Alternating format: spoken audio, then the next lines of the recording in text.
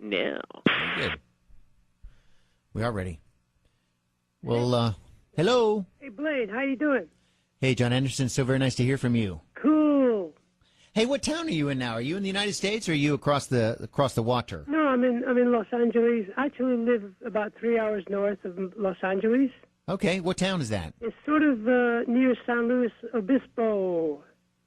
Wow, well, that's a really beautiful part of the area then, I think. They say it's the happiest town in America. That's fantastic. Okay, man, well, congratulations. You have all kinds of new stuff. You know, as we say, you have a ton of stuff in the can. You know what I mean by that, right? It's true.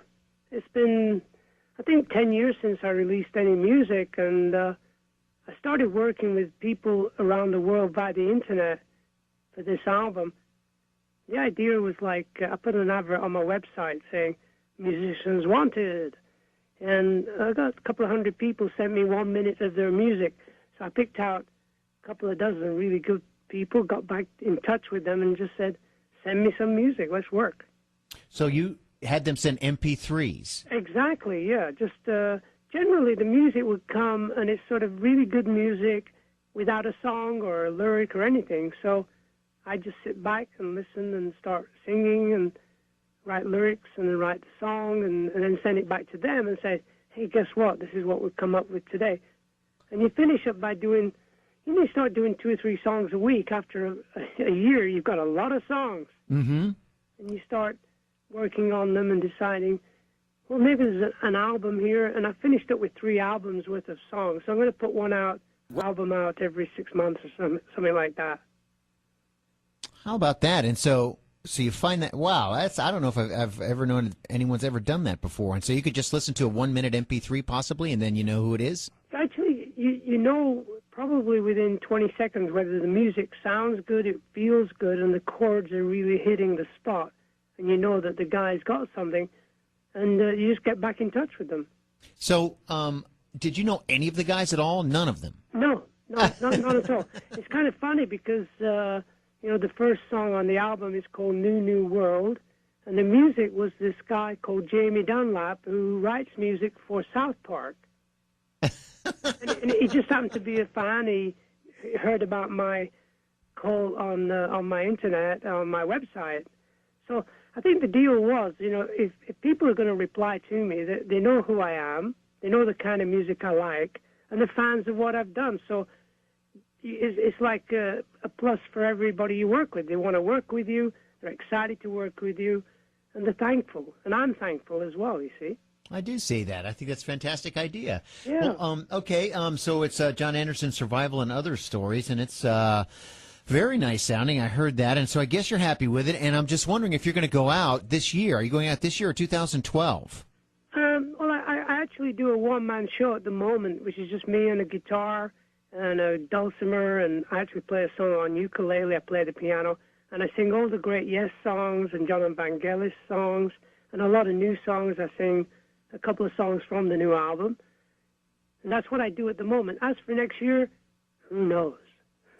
Yeah, that's just how the industry is. Who knows next year? Yeah, you never know what's going to happen. I know it, and I like that. You know, because you did, guys that I know that are big Jon Anderson fans and big Yes fans, and they were asking me about a live DVD with Rick Wakeman possibly that you guys did last year, if that's coming out anytime soon, if you know which one I'm talking about. Yeah, we did a tour of the UK, me and Rick. It's just me and Rick on stage.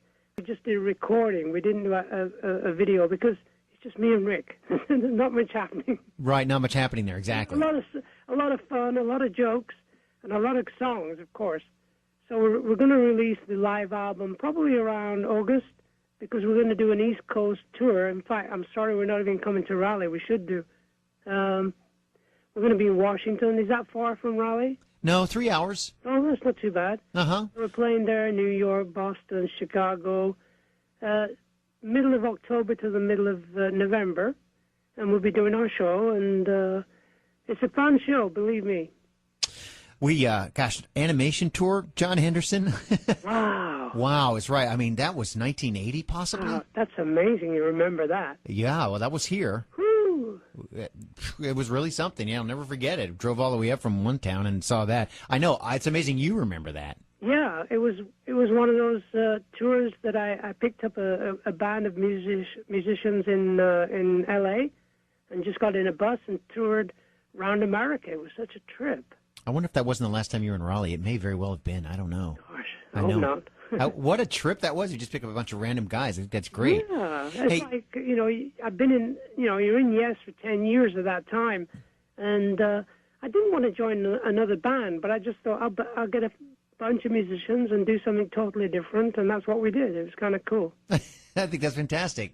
And, all my big Yes fanatics are telling me how you seem to be, well, you're talking more on stage now. A guy wanted me to ask you that. I mean, you used to just say, hey, what's up? But now you're talking a lot, and you're funny, and you're explaining songs, and you're doing that on your solo tour now, I guess. I mean, is that true? Yeah. I just started doing this one-man show, and you start to introduce a song, and you think of a story about the song and why the song was made, and eventually it's a storytelling evening, and the audience like it because they get to know who I am. I don't tell jokes, I just tell stories that are kind of crazy. You think about when Yes was very famous and very big in the 80s, with Owner of a Lonely Heart, and we were going to do a show in Argentina, and we were the first English band to actually perform in Argentina after the Falkland War. So the president had rang up the hotel and said, look, there's been some death threats against you. And I turned around to Alan White and said, I want to go home. Death threats. And we're playing in front of 100,000 people in a stadium, And just before we get on stage, Chris Squire, the bass player, turns to me and says, hey, you know who they're going to shoot at first? And I said, the singer. They're going to shoot. So I ran around the stage like a lunatic, So nobody can get a good shot at you. Yeah, and then I go into One of a Lonely Heart. I play that on an acoustic guitar. So that's the kind of story you set it up, Oh, that's a fantastic story to tell, and gosh, that was so great when Owner of a Lonely Heart came out. And, and I talked with Rick Wakeman a couple of years ago, John, and I love this. And he told me, it's a different world now musically than it was back in the 70s and the 80s when you guys were doing what you do. And now it's 2011. And he was telling me and he was saying how back then you could go in and produce something whenever you felt like it, and then you would release it whenever you felt like it. It's just not like that anymore. I don't know. It's just a different world. I'm not saying it's a worse world, but it's just different now, right, musically? It's kind of different in a way that you can release music through the internet. Everything's sort of there's no record stores anymore, which is kind of bizarre. But people just download the music. And me and Rick, we recorded an album called The Living Tree, which got released earlier this year. And that's what we do on stage. We do most of the songs from that. And we actually made the album with him sending me MP3s, and I'd sing the song and send it back, and he'd mix it there in London. And I did all my singing when I was on tour, so I actually recorded the album on my laptop.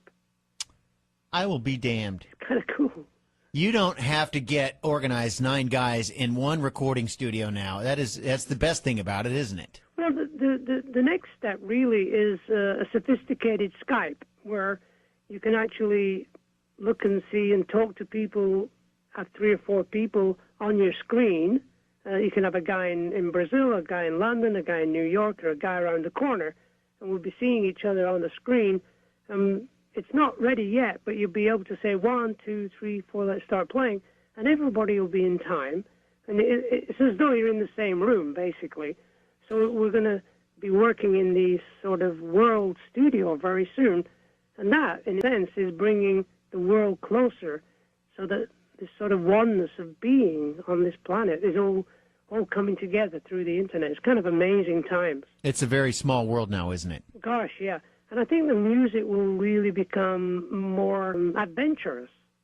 There's always that danger that when, all it's down to is what's on the radio, what's pop music and what's commercial, and that's all the music that's really happening. And that's not the truth. Pop music and commercial music is only maybe 10% of music. There's great music out there which is very different, very adventurous, and there's a lot of young kids who are so damn good musically as well. Because I've been touring with the School of Rock, which is you get these bunch of kids together, you call them teenagers, Right. And you get together with them and you go on the road. I've been doing it for the last 7 or 8 years. These young people, they just love the classic Beatles songs, Yes songs, Zeppelin, Nirvana, What's Happening Now, Foo Fighters, and all that kind of stuff. And they can play anything. Mm-hmm. And these are like 13, 14, 15-year-old kids. It's unbelievable. Do they generally gravitate towards the classic rock, John, do you think? Yeah. Uh-huh. You know, they just know that there was a great music being done. Frank Zappa, they're really into that. You know, they're really technically brilliant. And as I said before, they're very adventurous. And they're going to be the next level of musicians that are going to create the music, put it on their own website, and put it on the internet, so that they're not going to have to deal with record companies saying, well, that's not commercial enough, blah, blah, blah. They're just going to put out great music, and that's what I'm looking forward to. You know, that's the difference is now it's the record companies that have just lost out. That's the whole difference. There are just no more record companies. There won't be any more anyway. No. After a while, right. And I think that's a good thing, you know? I do too. Oh boy, I know you do think that's a good thing. Well, music's in your blood, Jon Anderson, and it always will be, in good health and in bad health. I know that, and I guess you're in really good health right now. Can you update us on that? Yeah, I'm very blessed. I'm happy. I'm in love. Me and my wife, we're having a great, we've been together 17 years now, me and Jane. And we travel around together doing shows, just me and her and the guitar in the back of the car. And that's life. It's such a different world. It's so beautiful. It is beautiful. Well, I'll let you go then. I think, I'd ask if you're going to get back to playing with Yes, but we've already answered that question by saying you never know. You never know. I wish you well, Blade. I will. Thank you very much, John. Great talking with you, and good luck. Thank you. Okay.